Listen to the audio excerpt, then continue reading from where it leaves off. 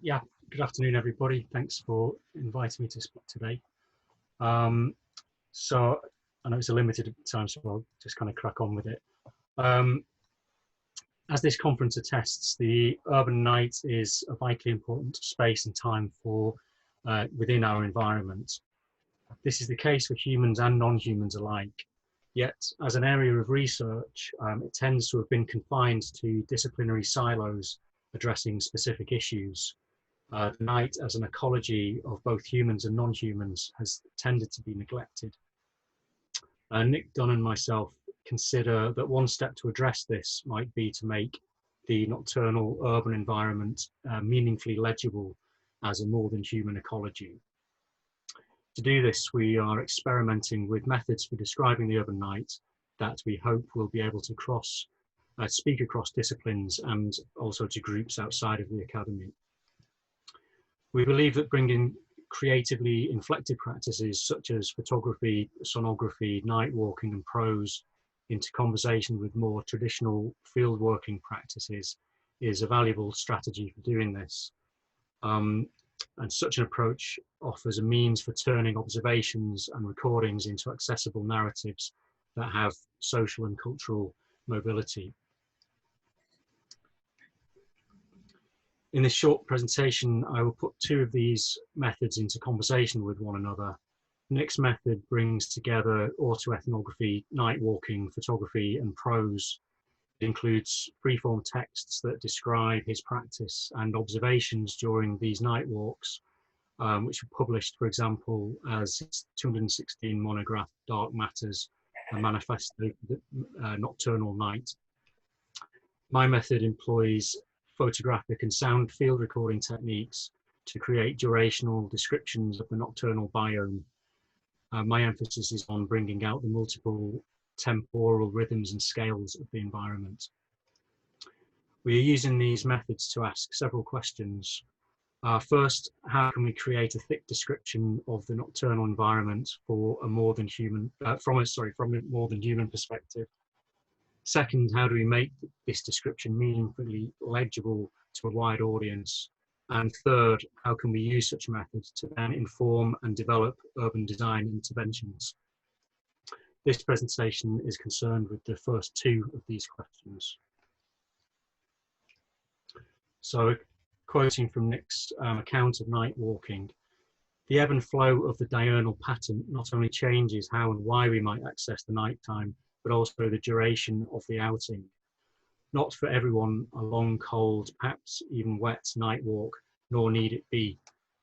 The wonderful atmosphere may be explored within different time frames, variable distances, and across a range of thresholds between dusk and dawn. As Nick alludes, the night is not a simple linear period of time. It includes multiple enmeshed temporalities, momentary experience, diurnal and circadian rhythms, circulunar rhythms, and the threshold between night and day. Organisms, including humans, occupy not only spatial niches, but also temporal niches.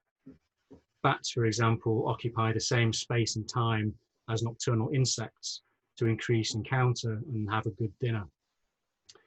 Being attentive to these multiple temporalities is crucial if we are to develop a more than human description of the nocturnal biome. Night walking is one means of becoming more attentive to this. A second related point is that the rhythm of night and day is an important cue that drives the behaviours of humans and non-humans.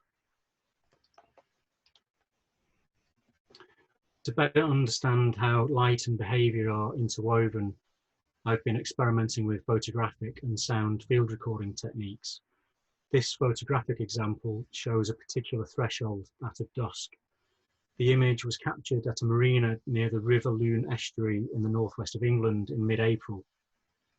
Reading clockwise, the disc shows the changing ambient light between roughly 8 and 11 p.m, a period spanning sunset and civil, nautical and astronomical twilight. The sky only begins to become truly dark almost 2 hours after sunset. Around this time, an umber hue emerges through the deepening violet tone, and this is then slowly shaded by the encroaching darkness, although it persists throughout the night. The umber captures the sky glow created by the light from various anthropogenic sources, including Glasson Dock, the city of Lancaster, Heysham nuclear power station, and the marina itself. The moon was below the horizon while this recording was being made. Pontoons jut into the marina and are lit by translucent spheres a metre or so above the water. Spiders build their webs around these lights, which become heavily laden as they attract the midges that swarm above the water. The same technique can also be applied to longer periods. This is an example of a similar experiment showing the spring equinox in Beijing over a period of 24 hours. Each episode is remarkable for its uniqueness, but cumulatively the experience builds into quite a different composite. I'd like to draw 2 points from this short quote. First, from an embodied perspective, the nocturnal environment, like the daytime, is full of unique moments, events that are embodied, they're inscribed in memory, that give each day its unique character. These episodic memories represent points of intersection between lived experience and other human and non-human processes. Second, when considered over longer durations, the multiplicity of events and behaviours that make up these processes accumulate according to the processes that drive them. The accumulation of events in a given place and time is the result of an ecosystem driven by biological, geological, meteorological and cosmological processes, as well as the social and economic infrastructures that guide our behaviour. These accumulations give us a description of that ecosystem. Sound is a measure of environmental activity. Energetic, biological, meteorological, technological, and occasionally geological events all cause disturbance in the air. Sound ecologists use sonograms to evaluate the health of a biome. These show sound frequency as a function of time. When viewed over seconds, they can be used to identify individual events, the calls of particular birds or insects, or the broadband noise of a passing vehicle. When viewed over hours, individual events disappear, and we see an accumulation of activities and their rise and fall according to the various processes that guide them. This radial sonogram shows the same 4-hour period as the earlier light recording. It shows frequencies between 3 Hz in the central ring and 96 kHz at the outer edges.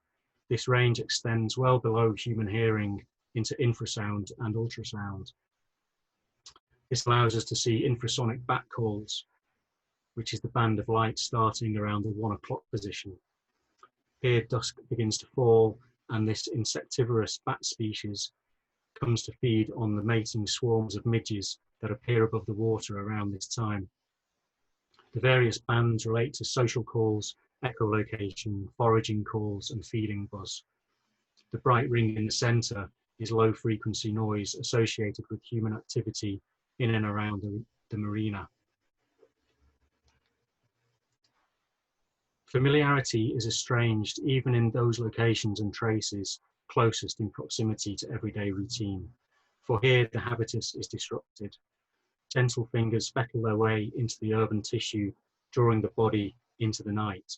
Snout out, ears pricked back, the ecosystem welcomes another creature in the form of the nightwalker, an ambulatory urban shadow roving across the landscape.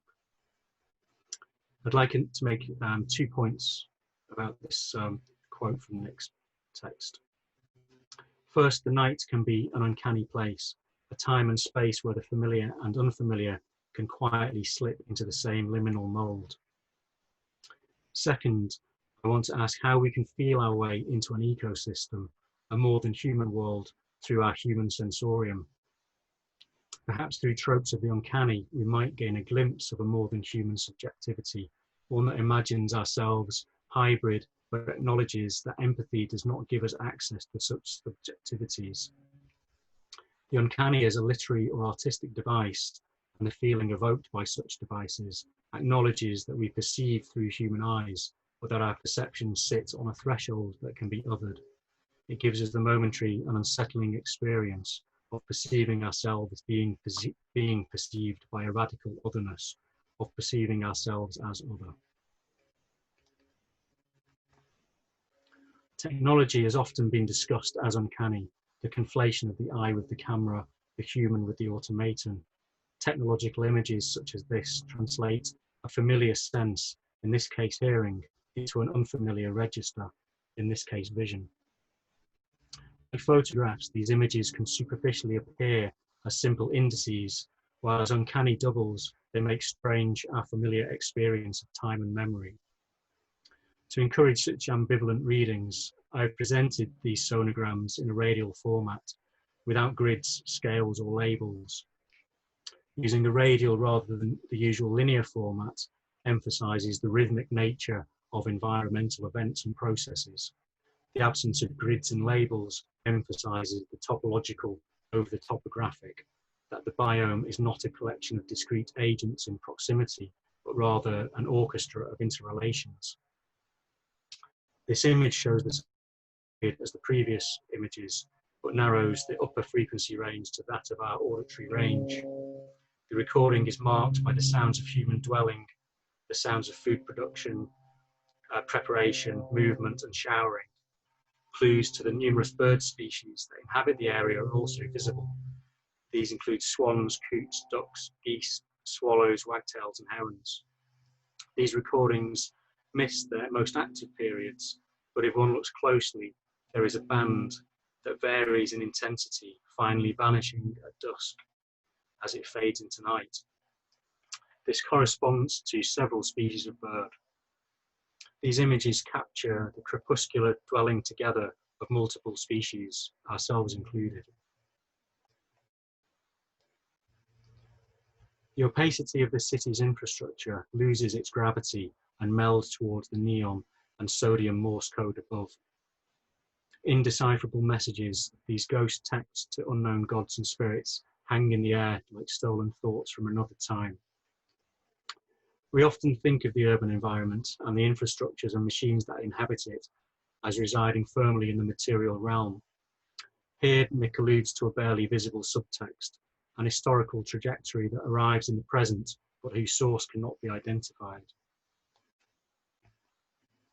This final sonogram in the series moves us into a predominantly human world of low-frequency noise and vibrations associated with noise, with machines and infrastructures. The bright inner ring from the earlier sonograms now fills the entire frame. This sonogram shows various marks, ticks, and traces from the external environment, like the indecipherable messages that Nick alludes to. The source and meaning of these sounds are difficult to identify. Low-frequency sounds are physically difficult to locate. This is why bats use very high-frequency sounds for echolocation. Like ghosts, low frequencies tend to permeate space with a sense that they are both everywhere and nowhere. Many of the sounds of this recording are also below the threshold of human hearing. It becomes clear that we cannot sense much of our own presence in the environment. This comes perhaps as no surprise, but it is surprising just how much activity is hidden in plain sight. Returning to the original three questions, I'd like to say a few final words about what these methods bring to studies of the urban night and how we might go forward with this. Bringing these methods into conversation with one another has been an experiment in creating a thick description of the nocturnal biome at multiple spatial and temporal scales. Our aim is to make the nocturnal environment meaningfully legible as a more than human ecology. A fundamental question here, though, is meaningful for whom? To address this, we take what is noticed as a proxy for meaning, i.e. those things that matter to particular organisms. This is why we use methods that include and extend beyond the human sensorium, allowing us to reappraise what should be considered when designing for the urban night. Going forward, we aim to develop a toolkit of methods for recording, interpreting, and communicating the urban night, while developing an understanding of what a healthy, more than human nocturnal urban ecology might look like. This process will allow us to address the third question and begin designing responsibly for the urban night. Thank you. Thanks. I think I might have done that quicker than I thought, actually. No, it's perfect timing. Thank you, Rupert. Ah, thank you. So now we have the presentation of Dietrich Henckel. Yes. Combined lights and Soundwalks as a new type of Sensewalks. To share the. Actually, we need. That you have to stop your sharing. Oh, sorry. Yeah.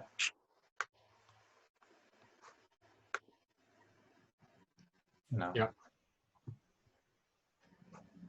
No. Okay, do you see them? Yes.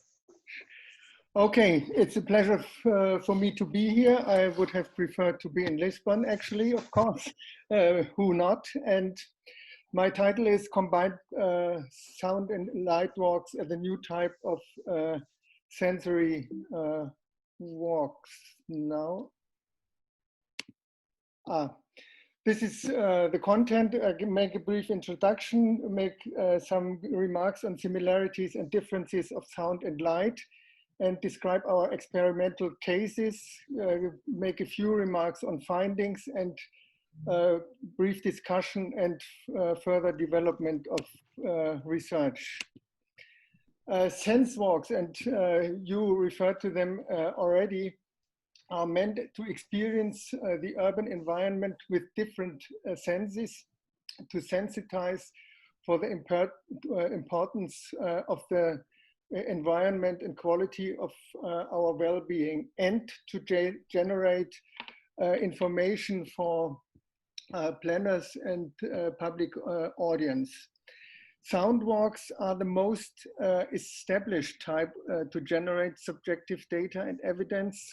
They are also laid down in ISO norms as a codified method. Other types of sense walks, light walks, smell walks, and you refer to night walks in particular, are gaining much momentum, and I will make a case for combined walks based on my experience together with a sound research colleague with combined sound and light walks. Now, obviously, despite night walks, sense walks are mainly performed during the daytime. But two factors shape the perceived quality of the nighttime, the outdoor environment, especially sound and artificial light. And this came also to the fore in the last presentation. Both sound and light have an ambivalent character in the city. They may evoke positive sensations, or they may work as environmental pollutants, and then they are called noise and light pollution.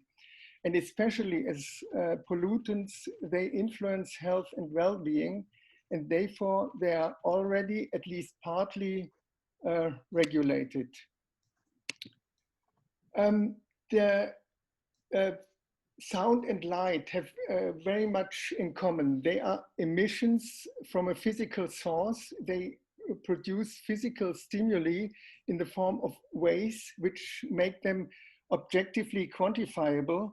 They but they are also perceived by sensory human organs and processed by the brain, which make them to individual perceptions. And this gives rise to the question that both the objective and subjective components of light and sound are very powerful phenomenon shaping the nighttime urban environment. What are the specificities of these combined walks? The night is a rather neglected time, even in the well-established soundscape research. Light walks are obviously, because they are tended to look at the artificial light, obviously to be performed during the night after sunset. The novelty of the combination is that you combine two senses, which is in the normal Sensewalks not the case. They are concentrated in regularly on one sense. And it stresses the analysis of the interplay of the two senses.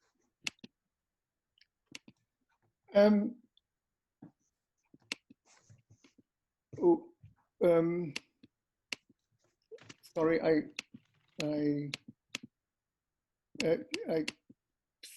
I made a mistake with my presentation. Oh, where is it again? Sorry for the interruption.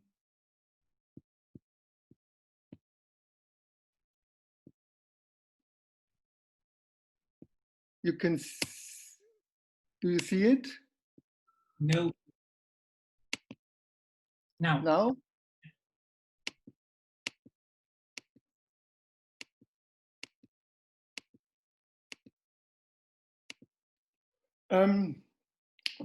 What is a combined sound and light walk? They are meant as, and this refers also to the definition of Soundwalks, could be meant as any excursion whose main purpose is listening to the environment and looking at its artificially lit components.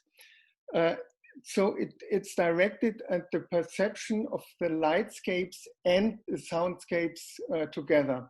We had 3 experimental application, pilot studies in Berlin and Florence with silent sound and light walks in 2016, a Rome case study as a component of a conference there, a sound and light walk with complex evaluation points in 2017, and in 2019, a Berlin case study with complex evaluation points. To give a brief indication of what the results can be, this is from a student pilot study, student studio. The differences between Berlin and Florence are that in Berlin, the term loud is associated with traffic, and in Florence with the noise from people play a bigger role. The area generally perceived as loud is a traffic area, and in Florence it were similar areas. We did the study. The nightlife was perceived as loud. The sound levels, if you measure them, are both rather similar in both cities, but Berlin people rate the sound intensity higher and the Florentine lower. The similarities are that quiet places create positive feelings in association with nature, and loud places create more negative feelings. The differences in light are that Berlin illumination levels are significantly below the lighting recommendations, and Italy is one of the most highly lit and light polluted countries in the world.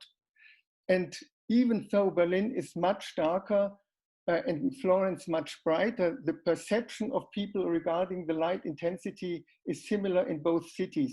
That indicates that the perception is also very strongly culturally influenced.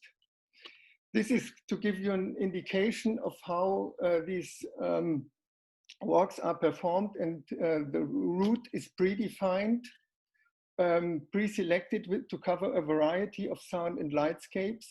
We measure with the Testo lux meter and a Sauter sound level meter, and we distribute a survey with a question at each evaluation point to the perception of the lightscape, to the perception of the soundscape, and to the pleasantness of the area of the sound and lightscape, to the pleasantness, and of course 3 comments are possible. A final discussion on field immediately after the walk, and then we systematically analyze the questionnaires. just to give a brief indication how the survey is done. I can only give very brief hints here. The evaluation of the free comments showed that noisy and bright were the most used to describe the soundscape and the lightscapes in the location. The individual perceptual evaluation is extremely diverse, which indicates the individually different perception and also cultural roots on this evaluation. And not surprisingly, the two most unpleasant stops were the one with the highest levels of brightness and quietness. What the discussion of the method is that we recommend that with the type of scales, we should experiment more, whether we describe levels of darkness or the differences between brightness and darkness, and levels of quietness, or from noisiness to quietness.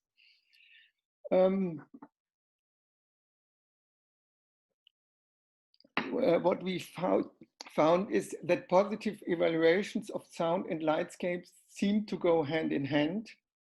A very interesting point is that the fragility of positively rated environments is remarkable. Shortly passing by motorized vehicle is immediately changing the perception. Very diverse lighting and moving lines are rated negatively mostly. So far, this experiment is only experimental knowledge, but in our view, it's highly indicative evidence. And we are convinced that these are valuable methods to be developed further. Enhancing empirical evidence is by doing more combined walks with more people and local experts in different cities, in different places at the same cities, experimenting, as I indicated already, with different scales, and integrating also sonic shots, photos, videos, and other visual and sonic methods. In our view, these combined sound and light walks could become a valuable tool for activists, researchers, and planners for experience the city at night, sensitizing for sound and lightscapes, understanding the interplay of two important environmental stressors, and in the long run, improving the planning of the urban mind at providing environmentally just and healthy cities. The rising interest in different kinds of Sensewalks indicates not only the growing interest, but also the value of this kind of sensory qualitative research. As I indicated in the beginning, most Sensewalks are focused on one sense at a time. The presentation made the case and showed hopefully the value of combined sound and light walks. But in my view, this is only a beginning for a more systematic integration of more senses in Sensewalks with a lot of practical and methodological issues. Do we, these combined walks as multiple walks, same time, same area, focusing on one sense at a time? Are we doing it focusing on several senses at the same time with the same or different groups? How many senses at the times, and so on. And I think this indicates that, in my view, this kind of research to integrate more senses in Sensewalks is very worthwhile to develop further. But as I indicate in the last remark, there are a lot of methodological issues to solve. Thank you for your attention.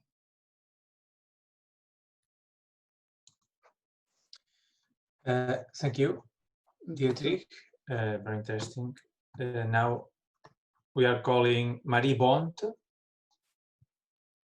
Is it here? Doing field work at night? No. Marie won't be today. What? Marie had a situation and she's not for today. Okay. So we go to Violeta Rodríguez. Yes. With Lisbon's Night in Post photographic images. Yeah. And, well,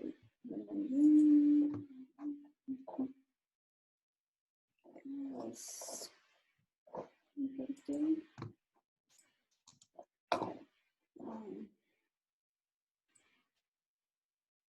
Can you see my presentation?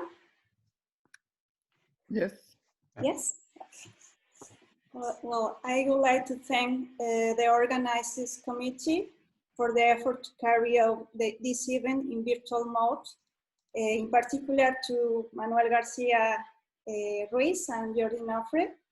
This presentation was done in collaboration with Professor Fortuna, who directs my doctoral research. I also appreciate the technical support for the data highlighting of the engineer Mixar Navarro. Well, this presentation shows the preliminary results of an ongoing investigation into the image of Lisbon night. We will discuss an exploratory fast methodology that aims to analyze the representation and the imaginary of the night in the image published on social networks, in particular Instagram.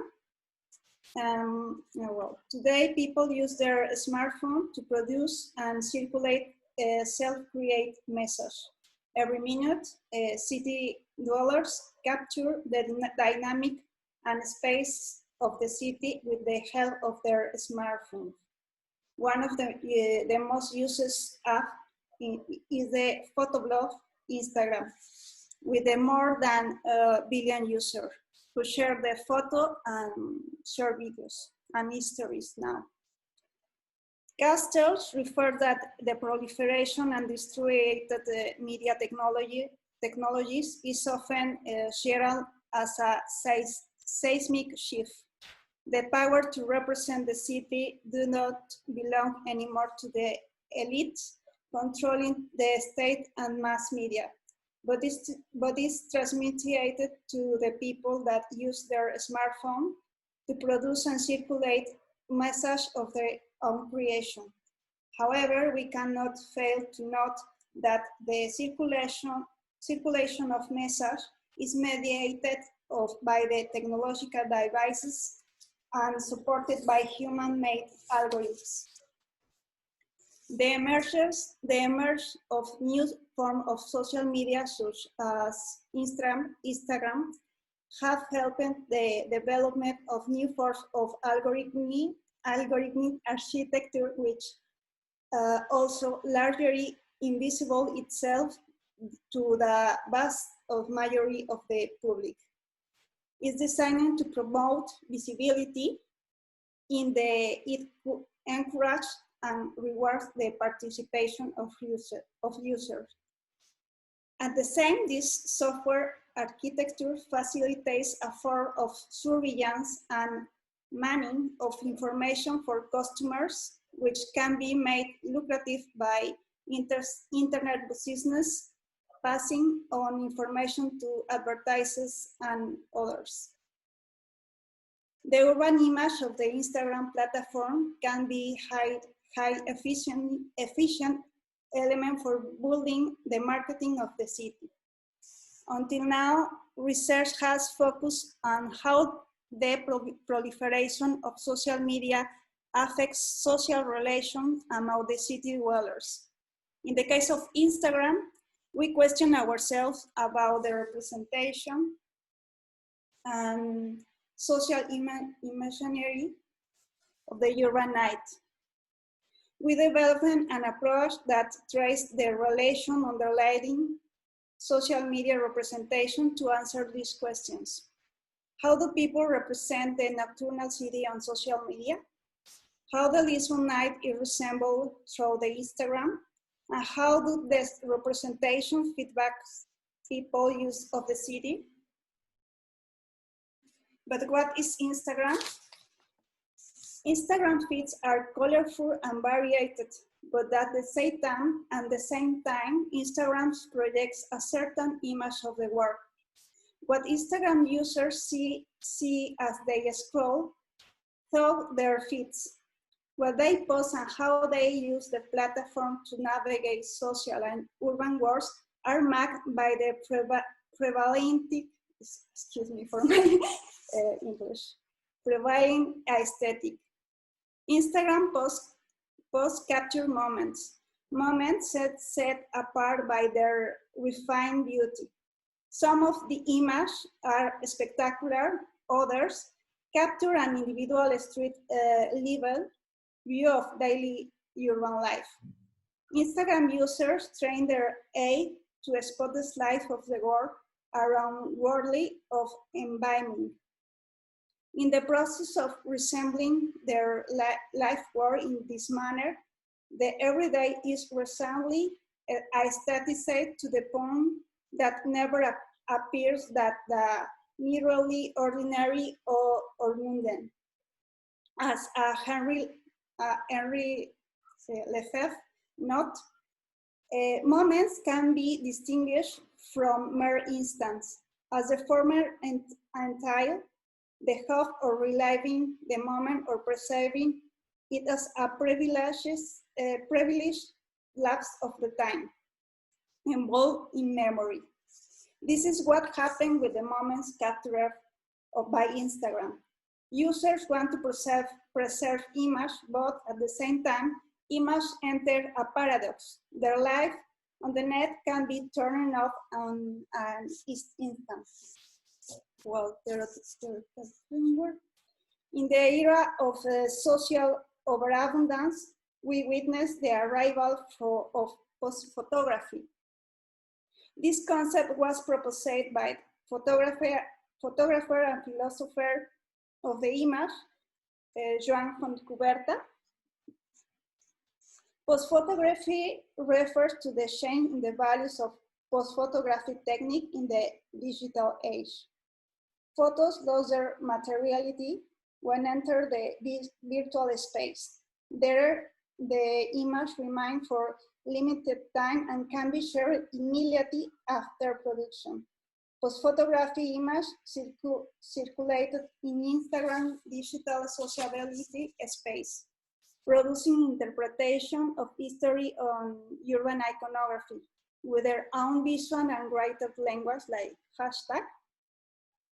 With the development of mobile devices, photography and information technology, snapshots of the urban night are traveling in the virtual space, revealing how more and more young photographers citizens are documenting the night as a part of the daily life. In the context of global information flow, another interesting concept for analysis the Instagram image is the mediascape. The concept mediascape, coined by Arjuna Padurai, offers a way to describe and situate the role of media in global cultural flows. The mediascape index the technological capability of the production and dissemination, as well as image of the work created by this media. We have 3 characters that is very interesting for my work. Cyber-flaneur, an individual traversing the street armed with location-aware devices, observing and studying the augmented hybrid space of the city, existing in a haze of code. Virtual flaneur is the light with the infinite city that waits for begin uncover celebrities his citizenship, but distress himself with so many devices able to identify him and locate him. And then Insta-flaneur. An individual that use the socio-technological devices to capture, edit, and share urban image in minutes. Well, in the effort to understand the universe of meaning of Instagram, we made the following scheme. We have two spaces, the virtual space and social space, which have recursive process in the construction and interpretation of the image. In the virtual space, we have a platform, Instagram, supported by algorithms and technological devices. Between social space and virtual space, we have membrane, filters, image, and impression. As I mentioned, some recursive process exists into the capture or an interpretation of image. For the interpretation of image, the city dwellers resort their own scheme of perception and appreciation that are also sociality constructed. This is Bourdieu. And we have Instagram images are distributed in virtual universe of meanings, like we have iconosphere. Well, data and methods. Our project investigates visual patterns of Lisbon night in the Instagram app. The research for the image was carried out with the hashtag Lisbon night with 10,840 posts, advertising image of entertainment venue and those that focus on groups of people without showing urban elements will be left out of the investigation.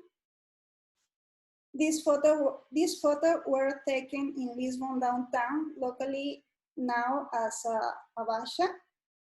This is one of the most visited in Europe, with historical neighborhood that went through a strong process of touristification and gentrification. In this regard, it's important to say that Lisbon downtown was the target of several urban regeneration initiatives. Concurrently, there is a significant amount of cultural and leisure alternative for the night, to the point that even after the start of COVID-19 pandemics, night owls, mostly tourists, were reluctant to stay at home and continue visiting bars and nightclubs. Selection criteria for image was predominated of nocturnal scene instead of portraits, amount of likes and comment and hashtag uses. 50 images were selected, published in the last quarter of 2019 and the first quarter of 2020. The components analyzed were urban visual elements in image. We will start the analysis of the tags. In the following word cloud, we observe tags that directly address aspects of nocturnal life in Lisbon, like hashtag Lisbon nightlife, hashtag Lisbon nights, hashtag Lisbon by night. Tags about tourism, like hashtag Lisbon, visit Lisbon, hashtag explore Lisbon, hashtag visit Portugal. Or tags related to particular neighborhoods and urban landmarks, like hashtag Barrio Alto, Lisboa, Alfama, y street arts. These keywords help others users to upload their own image and make them available through the Instagram visual universe.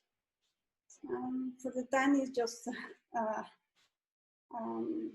data for the tags, but I want to show the image. We have a mediascape with that are grouped in lights, Nightworks with the character Instaplanar, urban icons, nightlife, and shift workers. So, lights. Lights and lighting are a fundamental aspect of urban nocturnal image. We are available to perceive two street lights, the illumination designed for urban heritage, or the lights as an element to build an atmosphere around nocturnal leisure and entertainment. Several images have a light sources as the main element. In the foreground, some others use light as just another background element. Some elements were edited to have a bigger visual impact. There are some preferred colors, for example, blue and pink neon lights are common. Nightworks. Nightworks are portrayed in many different ways by the Instaplanar. Element composition in this photo was probably the most interesting of all. Most of them transmit the perceived of the wonders going through the streets. Streets and alleys were the preferred places. Also, the quest for places and leisure and entertainment, known in Spain like La Marcha, was a common theme. Urban icons. Graffitis, the tram, Belén Tower, train station, Barrio Alto, and Alfama were the common shows among urban icons. Those images got to the vast majority of hashtags and comments. We can infer by the tags that most those were taken by the tourists and tourist workers. Lisbon, well, nightlife. Lisbon considered a party district. Most photos were taken in Barrio Alto. Party happened everywhere, in the street, terraces, bars and restaurants. Colorful advertising and nightlights are ubiquitous. And common tags are hashtag music, hashtag jam session, hashtag let's dance, hashtag party, hashtag clubs. And then shift workers. Night workers are as well commonly portrayed in post-photography image. We find Uber drivers and delivery guys, sellers, living status, clean workers, and public transport drivers. Also, streets are the background on this image. Nocturnal city displays through the lens of the workers in the less visible of these categories. Hashtags are not associated with the activity depicted, but with photography and city life, like hashtag top Lisbon photo, Lisbon street, canon photo, art photo, photography, street photo. It's always highlight the artistic intention. Instagram site is direct tours, which she considered invisible details and practice. And final remarks. Instagram is a complex universe of meaning and social representation with continuous exchange between social and virtual space. To be able to understand the complexity in social network, we need to build a new sociological imagination that broaden our horizon and enable us to develop multi and transdisciplinary research. Post-photographic practice and the new role of the Instaplanar,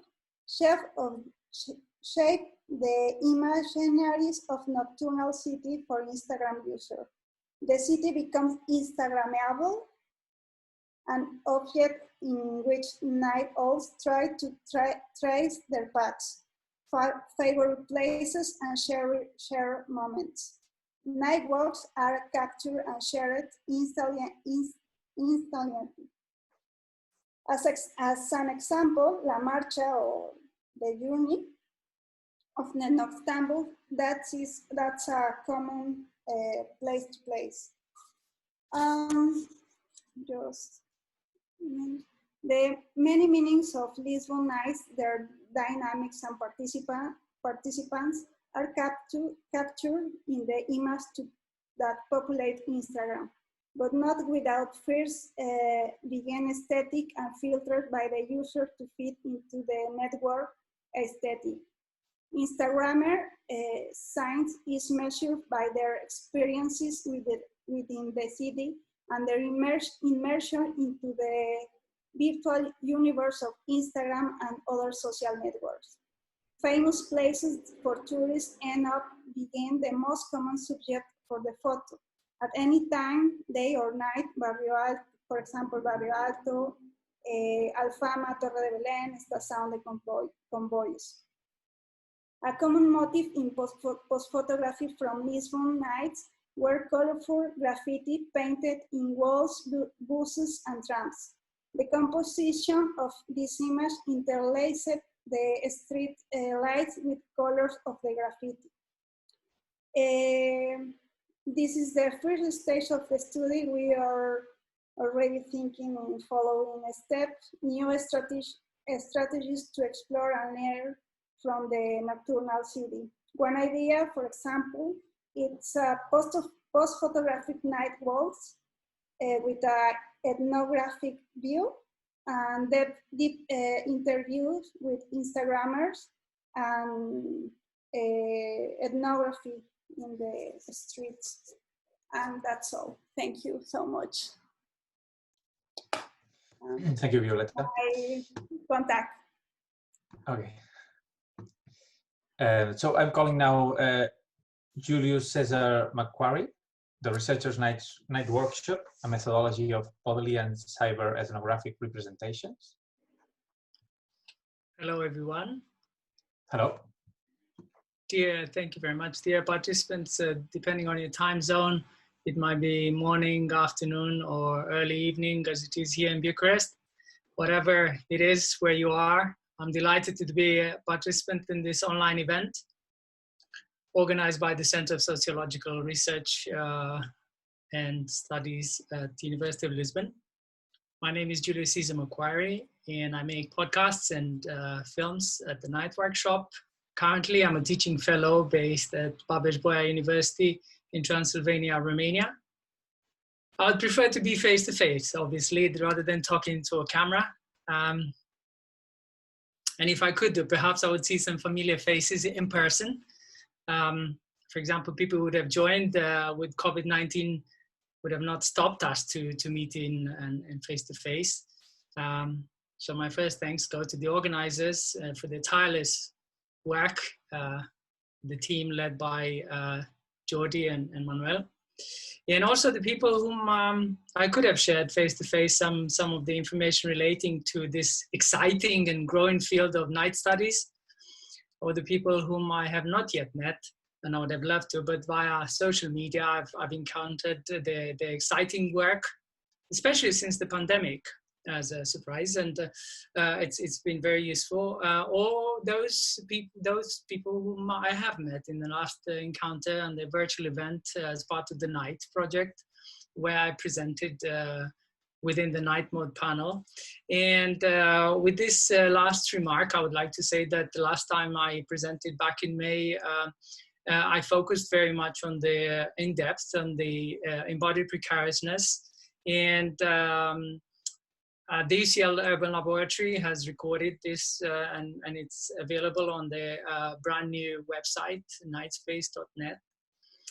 And with that, I would like to say that this presentation is based on a 1-year-long night ethnography among precarious night workers in London. I welcome Will's keynote today, setting the scene for the visual methods, which I will present today in terms of the outcomes that I put together in terms of employing methods using visual methods in order to contribute to ethnographic theory in nightwork study within migration. And the idea is to bring hidden stories onto the real, onto the screen, which is what I have been endeavoring to do with the Nightworkshop. And this portfolio that I put together captures hidden experiences of marginalized people, and it symbolizes the close relationship between visual, and the touch sense. As Wright Mills says, the intellectual craftsmanship is about exchanging conversations on the actual ways of working that emerging researchers best hone their craft with. And in this vein, sensorial experiences, the sensate, suffering, and skills dimensions, the visual and the cyber-ethnographic tools crafted here and in the Nightworkshop bridge mind and body to restore lacunas and overcome scorns between mind and body debates and discourses broadly, and to include visual methods in migration research specifically. So as I reflect on my autoethnographic experience and the lessons that I learned and I share with you during the fieldwork, I found two key hallmarks. One is the bodily method, which is in many contexts, can be done in many contexts, a way, a home, with migrants and locals, a day at night, and a mode of approaching any field. In flesh and blood, I entered this field, and I was armed with sociological constructs, at first on sociabilities, and ended up with cooperation among workers in highly precarious environments. I wanted to create different visual storytelling of migrants. So during this night ethnography that I did, I became a bioautomaton, as I call these night workers, my co-workers that I spend the time with during that year. And I shared the same conditions as my co-workers. And I immersed in the time and the depth of that field, and that I did in 2015. And I used my body as this epistemological tool where I tried to capture the issues that they experienced and try to put them onto the real. And by that, I mean that it has been a personal, subjective affair where I, as a researcher, I was immersed into that field among the co-workers in situ, as anthropologists like to say, body and mind. And I'd like to share with you a vignette. So you see what my first night shift experience was like. So I'll just bear with me a second, please.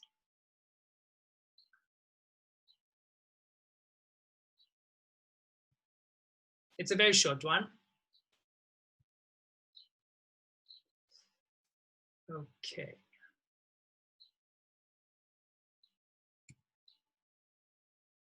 Can you all hear it?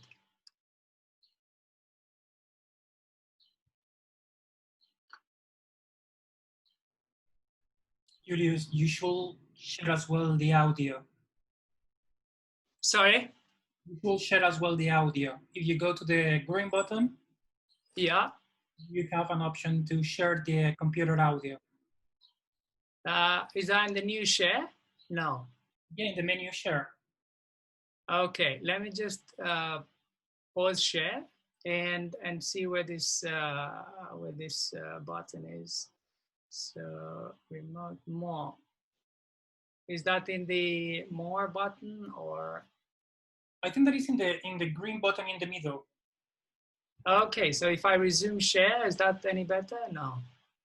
I'm not quite sure. Otherwise, you can. Can you hear? Can you hear this?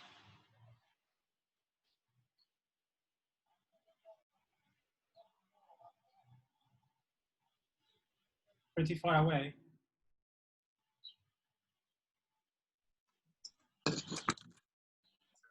Been away for 12 hours for night shift. It is the first official night shift.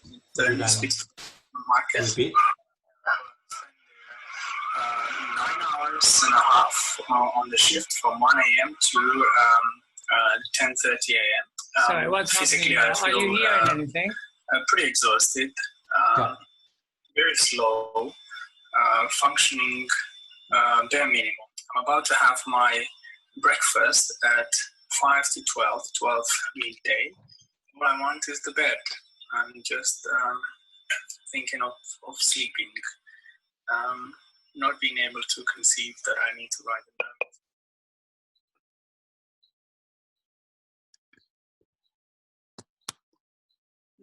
I don't know.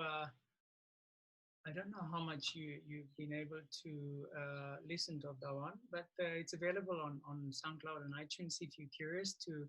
Basically, I'm going into some experiences that I had, which were quite shocking at my first night shift in this night market, working as a loader.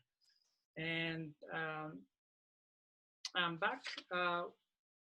I hope you can hear me. Yeah, see me. So to continue this auto-ethnographic journey, I found visual ethnography a multi-layered tool that enabled me to see what I could have not without the camera, how far real is from the real stories. That is the stories that we see on the big screen. And so that led me to create more real, more different representations of migrants in the nocturnal landscape. And finally, to learn from this different kinds of cooperation that involved working with filmmakers in the first two films, short films, and my co-workers. So in this trilogy of Invisible Lives, Nocturnal Lives, and Night Shifts Bitterfields, including the Nightwork podcast series. So both these two co-filmmakers and the co-worker is the main protagonist actually in my latest film, Night Shifts Bitterfields, have taught me valuable practical and theoretical insights. The one that meant a lot to me is to stand back, which was really hard to do at the beginning, and let participants give their field perspective as they see fit. The other was to rely on tools of visual sociology to construct social messages, and as Sarah Pink reminds us, images are everywhere. So the power of the image offers the space for interpretation with multiple meanings and fascinating endings, unlike the classical methods. So some of the lessons that I've learned by using this mixed methodology between the bodily and visual methods, which is a quest that is still in progress, work in progress. I continue to engage with the public by bringing this real problems of the people that I put into real stories on the screen. And I document this in film to illustrate the visual methods role that has, for example, in this research on migrants in global city, which is in high demand of migrants, actually depends on migrants. The other workers, which are men and women working the night shifts in London, they have no other choice but to remain faceless, voiceless and vulnerable.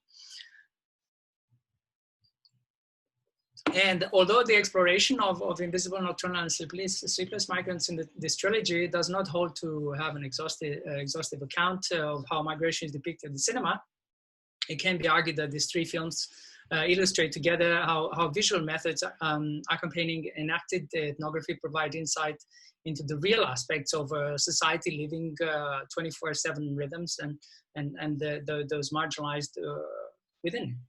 And so the invisibility of migrant workers is symptomatic of a capitalist system that attempts to extract as much labor as possible from these laboring bodies, which later discards them and portrays them as the immigrant anti-hero. So I realized in this process that some of these real lives failed to become real stories. During this pandemic, for example, night laborers proved as essential as ever. However, unlike the daytime frontline workers, the backstage workers, as I call the night workers, who have been suddenly thrust into the spotlight, night workers still remain invisible, and there's still a lot of work to be done to address this issue. So therefore, researchers need to create space and focus on methods that allow co-participants to speak through images to mixed audiences, which is what I have been endeavoring as an engaged anthropologist. I engage with public concerns and to increase the visibility of migrant night shift workers. And the result of using mixed methods, it's wedded in these experiences lived behind the scenes in traditional narrative sense with the more modern visual ethnographies in order to guide the viewer towards a certain standpoint of analysis in a gentle, non-prescriptive manner. but at the same time allowing for multiple interpretations by the wider and the critical public, thus with greater impact. Moreover, the mix of classical research tools and visual approaches to document people on the move aids teaching and dissemination of findings to wider audiences on a range of issues facing post-industrial societies, such as migration, refugee crisis, poverty, lack of education, lack of rise to decent work among female and particularly female migrant night workers around the world, and inequalities between local and migrants. Some of these uncharted contexts explored through larger studies could also be included in the research agenda. So reflecting on this bodily nature of this night ethnography, without my body, I could not feel the depth of precariousness invading bodily, emotional, and intellectual functions of migrant shift workers. And besides, when co-workers could not articulate as clearly as I needed to understand their experiences, my body notes, the ones that I've taken night by night, working 6 nights a week in this market, helped me to reveal those kind of depths and nuances otherwise unreachable by the observer, by the observer, faraway observer, participant observer, observer participant, as you wish, depending on the level of observation here. So I accumulated a bodily implicit knowledge, as Vacan likes to call it, in terms of 6 S factors, he calls them, that makes us social animals as symbol wielders, as sensate, suffering, and skilled. We suffer, but we hone the skills to perform better and sediment that kind of knowledge which in our bodies that is situated in a particular specific context.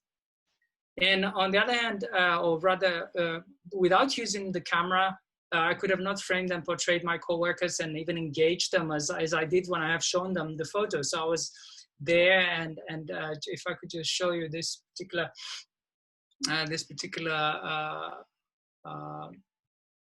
photo here, where I'm surrounded by these workers of mine. They were willing to participate, but then when I asked them, okay, so you're willing to participate, be in the photos, give me consent and so on, but you wouldn't want to give me an interview. So that struck me. So that's a clear advantage for researchers. Instead of using classical audio recorder in front of participants, by using a photo or video camera would give an advantage. And in her forthcoming publication, Nikielska Sekula investigates the way migrants and their descendants exercise transnational belonging in new and ancestral homelands. And she also found that behind the value of photography, there are 2 key aspects to learn from. And one is the process that triggers social relations, and the sensory experiences of fieldwork with equally powerful messages to words. And nonetheless, in front of the video and photo camera, the participants are recorded and their identity could be compromised. So a couple of ethical considerations are in order here. One is that to prevent the damage to participants' integrity, researchers must follow to the letter the instructions to their participants regarding what parts of their experiences can or cannot appear on screen. That applies to voice recognition. And although I cannot say with certainty that these methods will damage the image of the participants, I can make sure that I give the participants the right to disappear with every possible opportunity. So building on the experience in using digital methods in researching the night, the following key questions. I would like to address some key questions, but before I do that, I would like to stop share. Okay, so yeah, some key questions to address this agenda, research agenda in post-COVID world. So one of them is how can night studies be further developed by using digital methods, smartphone application and respondents, audiovisual diaries, which have been already employed by a cost action project called Cyberpacks, which involves researchers all over the world that developing technologies like EthnoAlly and monitoring tool to understand relationship between individuals and the environment, and how better, more inclusive urban spaces can be created, which is fine because they're very useful and giving all sorts of information on age, location, employment status, but if we could go a bit further and include, for example, audiovisual diaries of participants to understand their experiences according to the 6 S factors that I mentioned, perhaps we can get another level of depth here. The second question is, what research methods can we use to understand more than just representational dimensions of people's lived experiences? And the third one is, which of the relevant attributes can be captured by combining embodied research with cyber tools to reach out to social groups that experience marginalizations or focus on their well-being? So my final remarks include the fact that using a digital approach does not reduce the relevance of the research. Is quite the opposite since the pandemic. Digital methods do not replace face-to-face interactions. They complement, even compensate for the lack of opportunities to carry out face-to-face field work. Using audiovisual methods, as also our keynote speaker highlighted, the night studies bring new possibilities for engagement with public. The combined methodological approach symbolizes the close relationship between visual and touch senses, I said at the beginning of the presentation. And one thing that I want to convey is the fact that the significance of the body in experiencing and understanding the world, it's crucially important, but obviously as social science researchers, we're not faced with these challenges of not perhaps being present in the field and having face-to-face interactions. And I use cyber-ethnography to objectify the sensorial experiences, which I put into visual form to present my research findings and to create digital storytelling about migrants working the night shift. And I refer here to these 3 films that I made and the bodily methods to experience this nocturnal landscape through my body's eyes and sediment in my body, veni vidi vici, made possible to bring this methodology alive for novice and experienced researchers alike. So the core message of using this methodology is that we experience the world that surrounds us with our bodies and through the senses, while at the same time we use our eyes to receive and transmit messages. And these messages, they are windows into reality documented through research before the camera captures, that lives outside the film and that represents it and lives long after. So it represents it to an audience and lives long after the researcher has left the field. And the last point, in fact, I would like to close with the words of Marco Martiniello, a sociologist in migration and ethnic studies, who argues that mainstream research approaches to migration are too often policy-driven. And it's really encouraging to see researchers using visual methods in migration studies in a complex way on a very intricate set of social issues, the one forming the total social phenomena that we call migration. And with that, I would like to thank you very much for your attention, and I will share the screen for those interested in doing field work in a pandemic. It's a massive repository of hundreds of resources of doing field work.